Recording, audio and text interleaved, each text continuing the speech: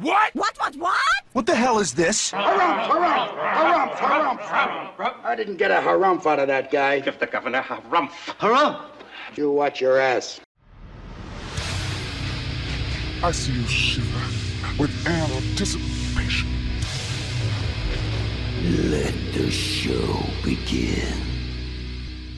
Hey everybody, this is David Heretic coming at you with another edition of Reactions, Reviews, and Rants. And tonight, alright, we're coming back to Sepultura. Yes, indeed, Sepultura Fans Feeling You. Come on now.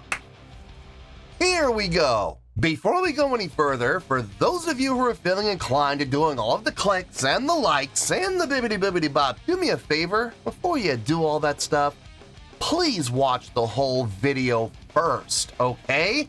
Give me a chance to actually earn those clicks and likes. Now, after the video's done, still feel like doing all those clicks and likes, then by all means, feel free to click away. This comes as a request from Frank Canini, and it was also the winner of the Patreon request prioritization poll, winning with 43% of the vote, moving it from number 1,027 in the queue straight up to number 1. So yes, indeed, ladies and gentlemen, your voice, your vote does matter. They all want to see me react to this. It is Sepultura with a song entitled Arise. Arise! Arise! Arise, chicken! Now, have I heard the song before? No, I have not. To the best of my knowledge, this does not resonate with me in any way, shape, or form. However, there's always a possibility I may have heard the song in passing and I just don't realize it. So as always, if I start listening to the song and I suddenly go, wait a second, I've heard this song before, I'll let you know. That's the truth. You know me, I'm gonna be honest with you guys. This was posted by Malfarious Badass. All one word, I kid you not. And the video has 423,000 views. It'll get you there. Other than that, there's really nothing else left to say. Link to the original video will be down below in the video description for your viewing pleasure at your leisure. Let's get started. What do you say? Are you ready? Are you ready? Because here we go. All right, here we go. Sepultura, intro and Arise. Oh yeah, that's right. There's a slight intro. That's right. Yeah, I was told about that. Under Siege live in Barcelona, 1991. Wow, we're going back a ways there, 30 years plus. All right, let's do this. All right, boy, let's do this.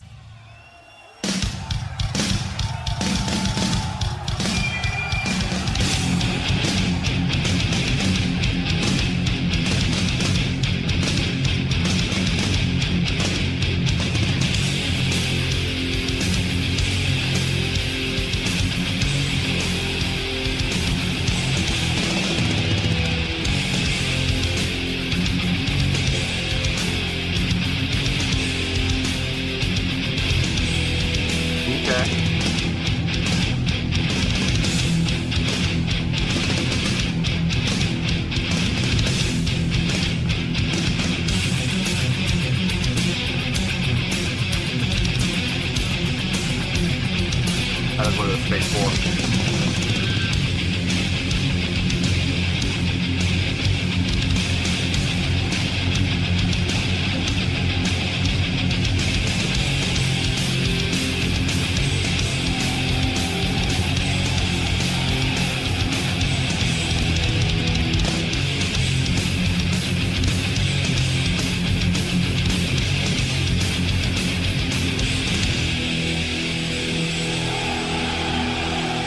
Okay, I'm assuming.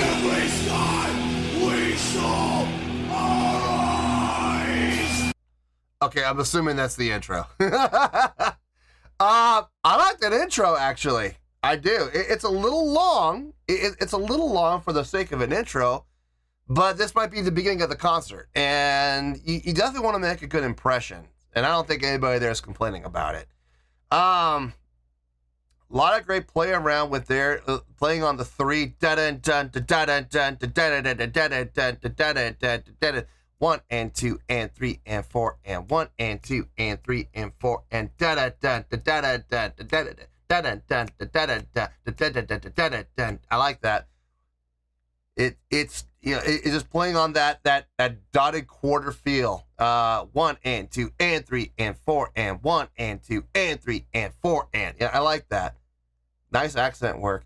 And they would flip flop between that and then they would go into the straight 4, go back to that, another straight 4 with a little bit of a twist on it, but always staying in for the whole time. It felt good. Kept things interesting. Good sound, good energy, good drive, good tone from the guitars. Drumming was really tight on it. I got no problem with the intro. Intro sounded good. Hopefully the song itself that we're about to start, hopefully the song can live up to the expectation that the intro provided. We'll see.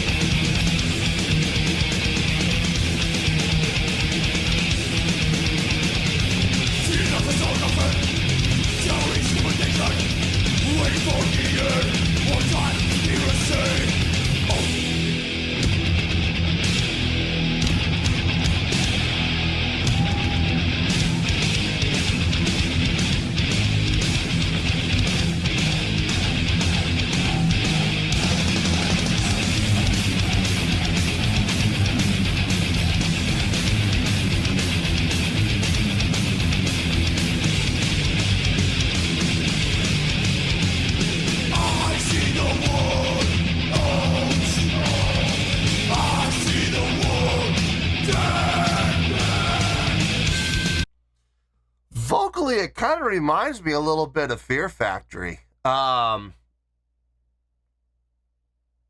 has the grit and growl vocal, but there's definite pitch, and the pitch changes. The actual note that is being vocalized actually does change. You just have to find it. Once you find it, though, you lock into it. It's really easy, though. It's really easy to find it after that. You just have to find it first. So I'm hearing like the root of the vocal line, and then it goes up to like the third of the vocal line, underneath what's happening within the guitars and bass and drums. Not always the biggest fan of that. I can handle it in doses.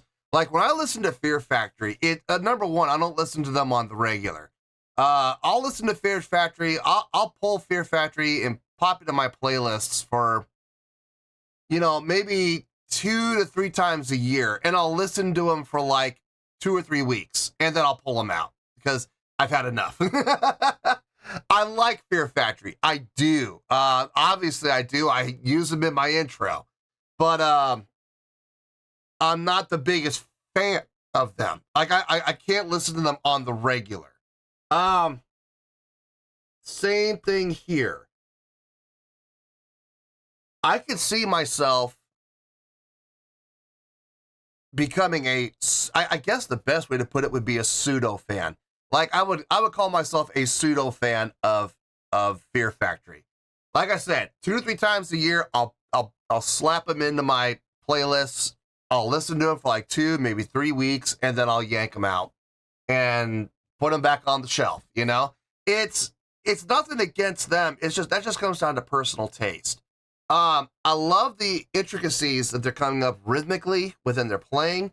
Really utilizing some deep subdivisions. It's not just ones and ands. It's not just It's not based on just 8th notes. I mean, they're doing 8th note subdivisions, they are, but they're also throwing 16th note subdivisions in there.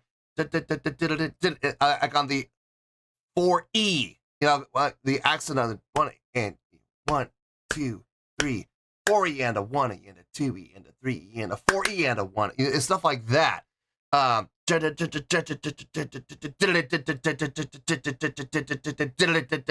like that. Based on the 16th note subdivision. It's really nice. And even 32nd note subdivisions as well. If they slow it down enough. I'm sure they do. In this song, it's very clean, very tight when they do it. I love the unison line work when they have within the guitars. Bass bass. I think I've heard bass follow like once. I think bass players only followed the unison line one time so far. Other than that, he's staying on the bottom. He's staying and filling out the bottom end, which I love. I absolutely love that. Don't get me wrong. I'm always in favor of unison bass lines, but when the bass line does join in, sometimes, not going to mention any names, but there have been some bass players on the channel who have overstayed their welcome on those, unison lines. It's like, what happened to the bottom end? It disappeared. So, no, he's doing a fine job. I got no issue with anything he's doing. Drumming is super nice, super clean, super tight. Yeah, I got no issues with this. I don't know if I'm going to say I'm a fan of it, but I can appreciate what's happening here. So, let's finish this out and we'll get to the review.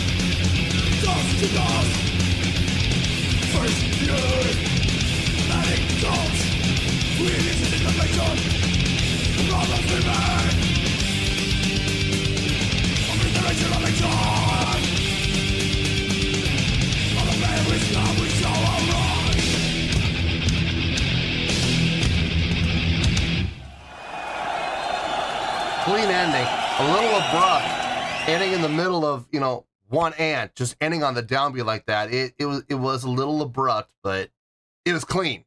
It was done clean, so I don't have any complaints. Honestly, there's not a lot to talk about. There really isn't. It's a good listen. It definitely will get the blood going. I don't know if I'm necessarily a fan of the song, but it definitely does have merit. Let me get my thoughts together. I'll see you in the review, and we'll talk about it. Well, there you go, folks. That was Sepultura with Arise. This was a request from Frank Canini, and it was also the winner of the Patreon request prioritization poll, winning with 43% of the vote, moving it from number 1,027 in the queue straight up to number 1. So yes, indeed, ladies and gentlemen, your voice, your vote does matter. Okay, there really isn't a lot to talk about that I didn't talk about during the reaction. So we should have a short review. We'll see. You know how that goes with me. Sometimes we do, sometimes we don't. Let's start with the score first. On a scale of 1 to 10, I'm going to give that a 7.8. Yep, 7.8. I feel good about that score. Let me tell you why. Why? Okay, first things first. A 7.8. What does that mean? Well, a 7.8 will translate to a really good skill rating. So I think overall, this was a really good performance. It will get 4 out of 5 stars and a B+ letter grade. So there you go. A 7.8, really good skill rating, 4 out of 5 stars and a B+ letter grade. Now, how did I come up with that score? It's kind of interesting. So glad you asked. I had to take two things into account here. I had to take the intro And I had to take the song itself into account. Look, if I'm being presented with both, gotta do both. Yeah, it evened out. I would give them both about a 7.8, honestly. They came out for the intro, good energy, sounded really nice, great drive, great feel for the song.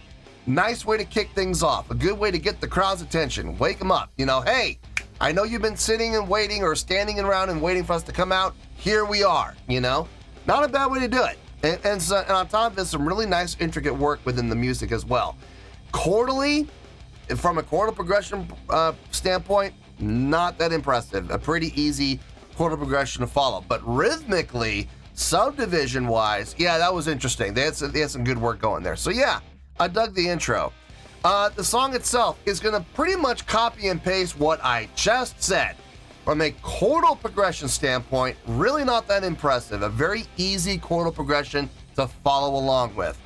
But rhythmically, subdivision-wise, where they were placing their accents and their attacks, yeah, that was some nice work there. They definitely had that going for them. On top of that, they're playing at a breakneck speed. Not so much from a tempo standpoint, but from a feel standpoint. They had that double time feel really going within the tempo that they had it at. Quite a bit they utilized it, and it felt good. It absolutely felt good. I got no issue with that whatsoever. I'm actually saying that was one of the more impressive things about the song. I kind of likened these guys to Fear Factory from a vocal standpoint. From a rhythmic standpoint, they do a lot of the same things that Fear Factory do. Their chordal progressions, not that difficult to follow, but their subdivision work and their play with feel, switching from straight time to double time to even quadruple time. I don't think I've heard that so much from Sepultura yet, but for Fear Factory's standpoint, quadruple time. And they do it very cleanly, they do it very well, and they don't do it so often that it gets chaotic. So, nice touch when it comes to that. A nice restraint, because I know they could do more, but if they did more, it would start to sound pretty chaotic. Musicianship, no issues there whatsoever. Guitar, bass, drums, they all sounded really good, very tight. The unison lines were very clean, even when the bass player would join them. And this is one of the things I really like about this bass player. He'll join on the unison line every once in a while. He doesn't make it a habit. When he does, it's special, and he makes it quick so he can go back down again and cover the bottom end. He's a smart bassist. He understands what the role of the bass player is, and I appreciate that. I absolutely do. Drumming was tight. Vocals. Like I said, I kind of liken the vocals in Sepultura to the vocalists in Fear Factory. Very heavy on the grit and growl, but there is definite defined tone. It's, okay, maybe not completely cleanly defined, but you don't have to search very hard to find it. It's not like it's a ghost note or a harmonic undertone. No, it's there. It's definitely there, and it is present. Noticeably present. Are they intentionally trying to sing with pitch? I think so, because the pitch changes, and it changes the exact same way, the exact same time, in the exact same spots in the verses and in the choruses. So it is intentional. It's not an accident. But definitely more emphasis put on the grit and growl than on the pitch. And I kind of akin Sepultura to, I know it's two totally different styles of music. I know Fear Factory is more of an industrial style, whereas Sepultura is more of a thrash or speed metal style. But I kind of akin them together because I don't know if I'll ever be able to say I'm a full-blown fan of either one. Don't get me wrong, I respect Fear Factory, I enjoy Fear Factory 2 to 3 times a year. You know, I'll put them, like I said, I'll pop them on my playlist, keep them there for 2 or 3 weeks, yank them out when I'm sick of them. It's nothing against them, it does wear on me after a while. I can see the same thing happening with these guys. Put a couple of their songs on my playlist, keep them on there for 2-3 weeks, yank them off, and do that like 2-3 times a year. Is that a bad thing? No. I'm sure there are people who love these guys and can listen to them every single day of the year, and that's fine. That just comes down to personal taste. It's funny. In closing, I'm just gonna talk about this. This is kind of a gripe of mine. I'm sure everybody is familiar with the Big Four, right? Everybody's familiar with the Big Four being Megadeth, Metallica, Anthrax, and Slayer. And I feel like that's kind of unfair. That's based completely on popularity and record sales. If you look, there are some other bands who I'm going to mention who you can kind of look at a couple of those bands. I'm not going to mention which ones. You can do that for yourself. But there's a couple of bands that I might actually think about putting in other bands' spots. First name I'm going to throw out there is Testament. Where were they? Why weren't they considered for the Big Four? These guys, Sepultura, I've never really listened to them, but I've been aware of them. They've been around a long time. Why were they considered for the Big Four? Exodus. Where in the world? That's kind of criminal in my opinion. Why weren't Exodus considered? There's a lot of other bands that you could talk about that could, kind of switch, some of the spots out with, the current Big Four, but, that's up to personal taste, I guess. I know Megadeth and Metallica and Anthrax and Slayer have more record sales than any of those other bands that I just mentioned. I understand that. But if you're talking about, the foundations, the founding bands that started the thrash metal scene, I mean, you gotta kind of look at some other bands as well. It's not just so cut and dry based on record sales. You know what I mean? So I don't know. I would definitely consider. Maybe there should be another Big Four. Maybe that be, the Big Four Volume 2. The A team and the B team, I guess, if you want to call them. But I mean, if there was another Big Four, I would definitely put Testament in there. I would definitely put Sepultura in there. I would definitely put Exodus in there. And I don't know. I don't know who you'd put in for the fourth one. That's up to interpretation, I guess. We could have a discussion about that on in the comments. Maybe even do a live stream on it. The next Big Four. Who should it be? I don't know. We'll think about things like that down the road. But anyway, 7.8. I feel good with that score, and that's where we're gonna stay. So let's wrap everything up here in a nice shiny bow, shall we? We got a 7.8, which is a really good scale rating, 4 to 5 stars, and a B+ letter grade. Take your pick, I don't care, whichever one of those floats your boat. Final word, final score, I have spoken. Well, that's gonna do it for this edition of Reactions, Reviews, and Rants. Hope you all enjoyed the show. Hopefully I was able to entertain you. If I was able to put a smile on your face and brighten your day, then I did my job, and I'm so glad I could do it. If you guys feel like joining the fan base, go ahead and click on that button down there. If you guys want to like the video, go ahead and like the video. If you guys want to ring the bell, go ahead and ring the bell. It honestly doesn't make any difference at all to me, but if you guys feel like doing these things, well then by all means, feel free to do so. Well, that's going to do it for the night, folks. Thank you very much for watching, and as always, this is David Heretic signing off, reminding you to stay fabulous and support each other. Later. Peace.